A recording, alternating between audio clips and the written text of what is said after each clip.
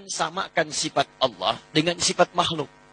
Tanzihu sifatillahi subhanahu wa ta'ala al-khaliq min sifatil makhluk.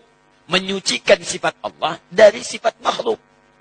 Ada yang mengatakan sudah istiwa itu artinya bertempat. Allah punya tempat, tempatnya di arasy.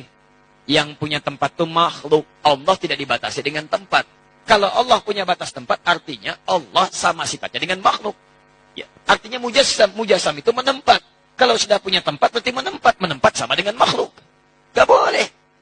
Kalau Allah kemudian butuh tempat, berarti punya kebutuhan. Sedangkan Allah maha luas, laisa kamitslihi syai'. Allah menempat, berarti butuh tempat. Ketika Allah tidak ada di tempat itu, di mana Allah? Jelas ya? Nah, itu ada masalah dalam akidah.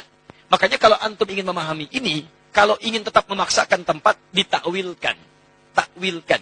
Jangan dipahami demikian, tapi dipahami dengan nilai yang terkait dengannya.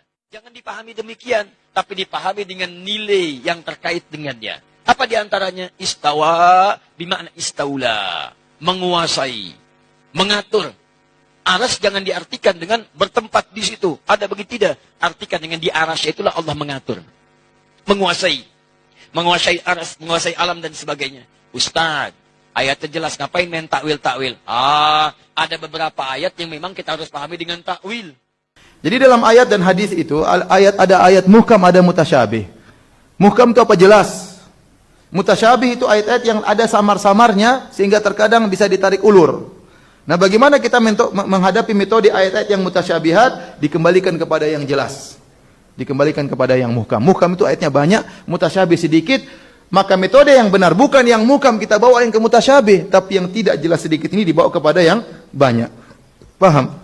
Itu metode yang benar. Makanya Allah mengatakan, huwallazi anzala 'alaikal kitaba minhu ayatun muhkamatun hunna ummul kitabi wa ukhra mutasyabihat.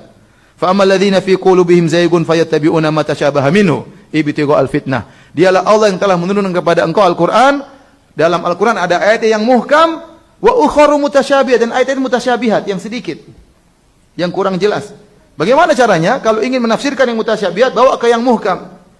Bukan sebaliknya, yang muhkam bawa kepada yang mutasyabihat. Adapun orang dalam hatinya penyakit, kata Allah, fa ammal ladzina fi qulubihim zaygun fayattabi'una ma tashabaha minhu ibtigha'al fitnah. Adapun orang yang hatinya ada penyakit, dia mengikuti yang mutasyabih dan dia ingin menimbulkan fitnah. Contoh, ayat tentang Allah di atas banyak sekali. Bahkan kata Imam Ibnul Qayyim rahimahullah dalam Nuniyah, bal alfani, ada 2000 dalil menunjukkan Allah di atas. Oleh karenanya syariat Islam dibangun di atas bahwasanya Allah di atas. Yang menjadi pondasi syariat Islam, keberadaan Allah di atas. Buktinya apa? Buktinya Al-Quran turun dari mana? Dari atas. Malaikat lapor kemana? Ke atas. Malaikat takut kepada yang di atas. Semua syariat Islam ini dibangun di atas pondasi Allah di atas. Ayat tentang malaikat lapor ke Allah banyak. Malaikat turun, Quran turun banyak sekali. Ya, terlalu banyak. Hadis-hadis tentang Allah di atas sangat banyak. Nabi berdoa, para sahabat berdoa, Nabi tunjuk ke atas, terlalu banyak. Ratusan dalil, bahkan kata Ibnu Qayyim 2000 dalil. Bahkan perkara yang diakui oleh masyarakat dengan fitrah mereka, kalau ada masalah mereka mengatakan kita serahkan kepada yang di atas. Nggak ada yang bilang kita serahkan kepada yang di mana-mana. Kalau ada orang bilang begitu, ini masalah kita besar, sudah serahkan saja kepada yang di mana-mana. Dibilang ente nggak beres otak ente. Apalagi kalau pakai mazhab Asy'ariyah, sudah ini perkara besar, berat, kita serahkan kepada yang tidak di atas dan tidak di bawah. Kira-kira gimana? Asy'ariyah kan meyakini demikian. Orang awam semua mengatakan serahkan pada yang di atas. Kalau sudah digariskan sama yang di atas, mereka sedang mengucapkan demikian. Mereka berdoa begini. Mereka tahu tatkala Nabi Isra Mi'raj, Nabi bertemu dengan Allah. Bertemunya di mana? Di atas. Jadi hadis terlalu banyak. Nah, ini terlalu banyak ayat hadis seperti ini, namanya muhkam.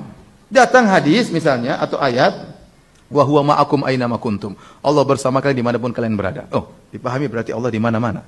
Ini semua dibawakan kepada satu ayat ini. Salah begitu caranya. Harusnya yang satu ini dibawa kepada yang ratusan dalil. Bukan ratusan dalil dibelokkan untuk sepadan dengan satu ayat yang dipahami oleh akalnya.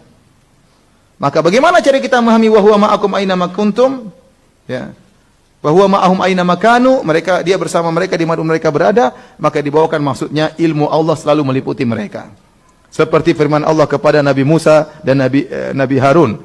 Tatkala Nabi Musa dan Nabi Harun diutus oleh Allah untuk pergi kepada Fir'aun.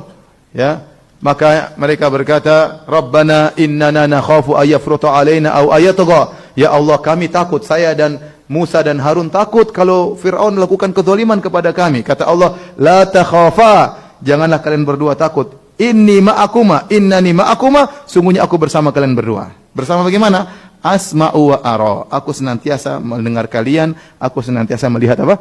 Kalian. Itu kebersamaan Allah, bukan zatnya bersama Nabi Musa dan Nabi Harun. Ya.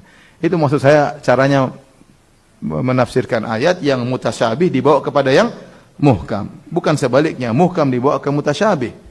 Ya. Kalau caranya muhkam yang ratusan ayat dibawa ke mutasyabih, ini semua harus ditakwil. Berarti Al-Quran namanya buku takwilan kalau begitu. Seluruhnya isinya apa? Takwil.